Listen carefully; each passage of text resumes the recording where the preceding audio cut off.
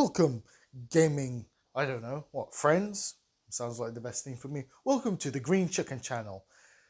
As most of you probably know, or those ones who are watching, I decided to maybe change up my content a little. No one was really watching, no one really wanted to watch it, and frankly, YouTube did not want to push it into the algorithm.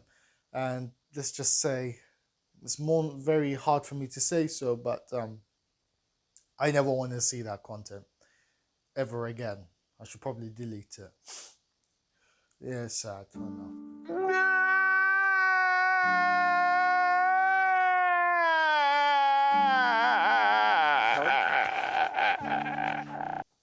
Get over it. Don't start crying. Anyway, enough of that. Today we revisit one of the most divisive games of the past decade, The Order 1886. This 2015 PlayStation 4 title, developed by Ready at Dawn, rest in peace Ready at Dawn, promised an intricate mix of Victorian splendor and immersive storytelling with steampunk elements and werewolves. Or in the game, they're known as lichens. Yet it also stands as a monument to the unmet expectations and polarized opinions. Let us delve into why the Order 1886 is both cherished and criticized, focusing on how it sacrificed narrative depth and gameplay mechanics for visual splendor, and how its overblown hype contributed to the resultant disillusionment and massive, let me reiterate, massive disappointment. It was also one of the games that looked most next-gen in the PS4 era. A lot of the games then still look like especially the lighting, looked like they had come from the PS3/Xbox 360 era. So, and the graphics today still hold relatively well.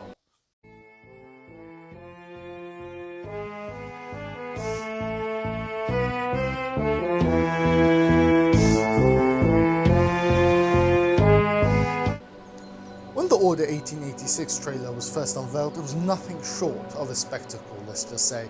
The early trailers depicted the game with a cinematic flair that was almost unprecedented for its time. The promise was clear: a visually stunning journey through an alternate Victorian era imbued with advanced technology and deep narrative intrigue, with stellar voice acting that was absolutely phenomenal. And I feel like if the game got a lot more recognition and it actually was better received, the voice actors would get much better recognition, and it's a shame because they were all superb in it.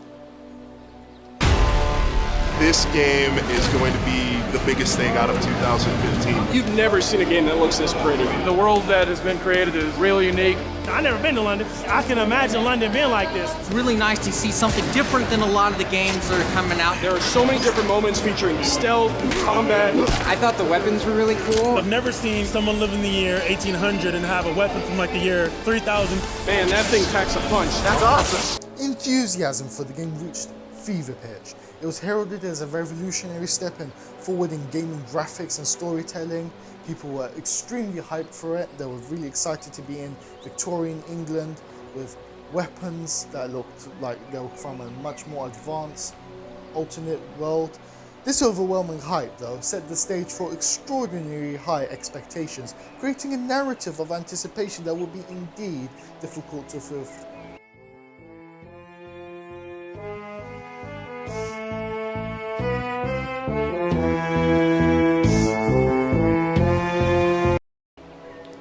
The crowning achievement of the Order 1886 is undeniably its visual presentation. The game exhibits an exquisite attention to detail, from the fog-laden streets of Victorian London to the opulent interiors of its settings. Each frame was crafted with a painterly quality, offering a truly immersive in terms of aesthetics. Also, the game is in the format of a cutscene. You know when a cutscene starts and the screen narrows? Throughout the whole game, you play in that sort of format. The screen narrows in the whole game. It's narrowing the whole game to give it that cinematic flair. The technical prowess here is a testament to the developers' commitment to achieving a visually stunning world. The level of detail achieved was a remarkable feat and continues to be cited as one of the game's most commendable attributes.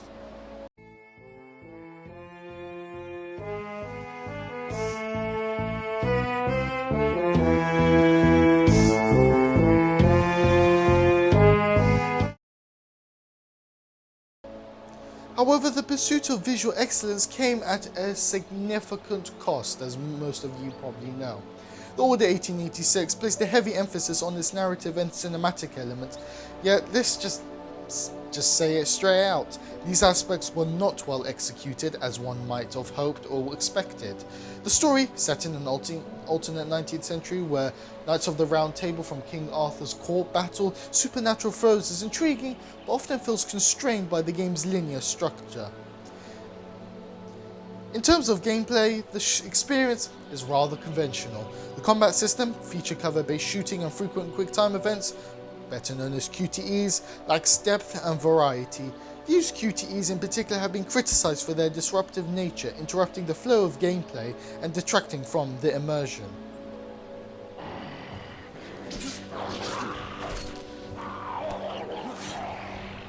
Among the many facets of the Order 1886 that drew criticism, the Lycan, or people who haven't played the game, the werewolf fights, stood particularly emblematic of the game's shortcomings. The game features a variety of supernatural creatures, but the werewolves, or Lycans in particular, have become a focal point of critique for several reasons.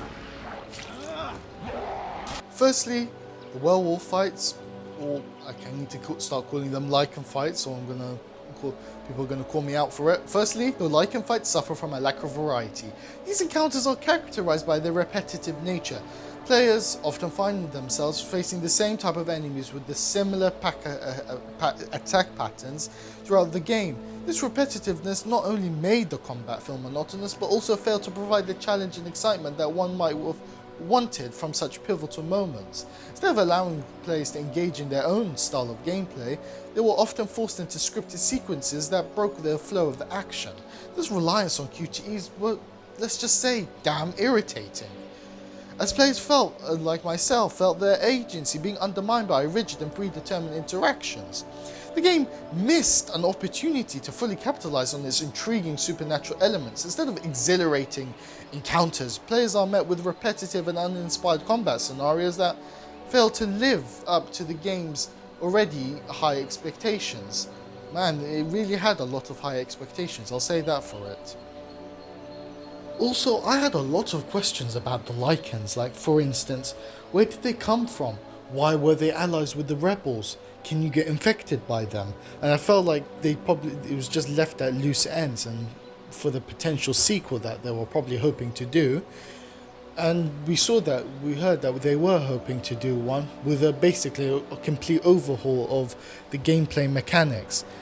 And it's such a shame because I would have liked to know a little more.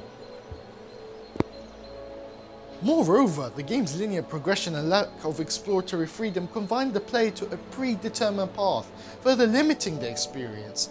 This focus on a tightly controlled narrative and linear structure was seen as a missed opportunity for deeper player engagement and replayability. Let me tell you, replayability with that game is really hard. I can't find myself going back to it even after quite a few years now.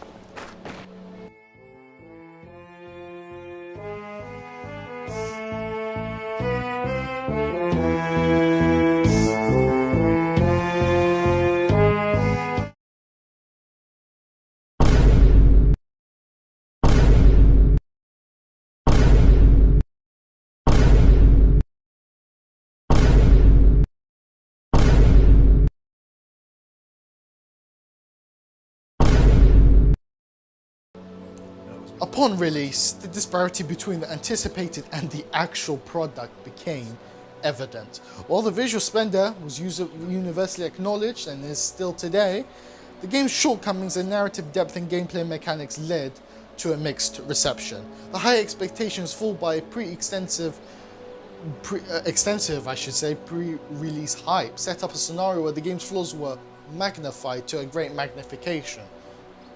Yeah, I couldn't think of a better word. Just leave me alone. The disconnect between expectations and reality fostered a deep sense of disappointment among many players.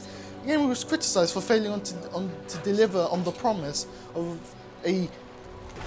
let's just say a forward step in gaming, and this resulted in its polarized reception, which was also not helped by the full AAA game price tag of $60. I mean, look at what we get a broken buggy games on launch day for $70. Like, the world has changed, hasn't it?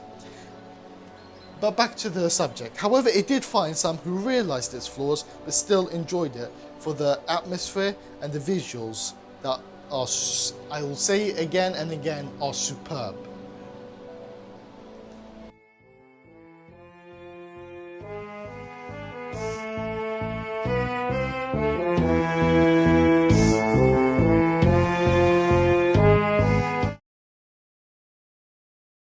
But I think the fundamental issue here is not how long a game is. It's not this game should have been longer, or this game should have did this or this or this.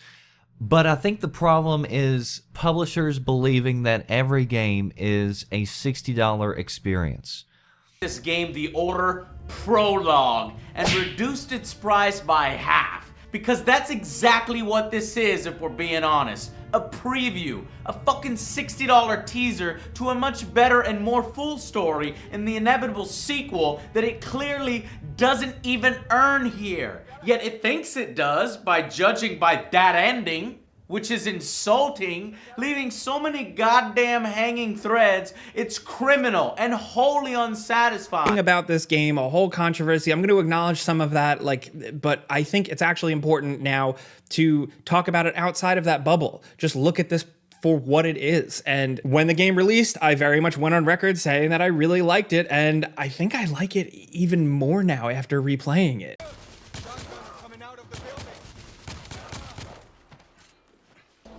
In retrospect, the Order 1886 serves as a compelling lesson in the impact of hype and the perils of prioritizing aesthetics over substance.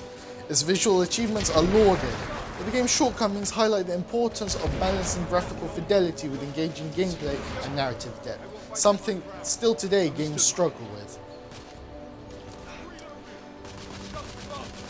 The discourse surrounding the Order 1886 prompts reflection on the nature of video game development and consumer expectations. It underscores the delicate balance required to create a product that meets visual and interactive standards. So where does the Order 1886 fit into the broader landscape of gaming? It stands out as both a triumph of visual artistry and a cautionary tale of unmet expectations. But more importantly, a testament to the complexity of gaming as an art form. And yes, it is an art form, and I'm not letting some person from Twitter telling me, no, it's not an art form unless you create the world, you make the game. I'm an admirer of art, and that's just fine. Its legacy, a testament to the complexity, yes, I've said that, I'm going to be moving on. Let me continue. And the challenges inherent in balancing innovation with the satisfaction of players. I'd love to hear your thoughts on the Order 1886. Did you find this visual splendor worth the price of its shortcomings? For some, it absolutely did, and I'm glad. Or did the hype for so many others, like myself, overshadow the actual experience? Share your insights in the comments below. If you enjoyed this exploration of games landscape, don't forget to like, subscribe, and hit that bell notification for more content like this. You know what they say, it's for free and it helps me. Well, it's not going to really help me. I mean, just look at my subscriber count. But you guys are going to be the ones that get me there. Thank you for joining me, and I'll see you in the next video. Green Chicken, signing out.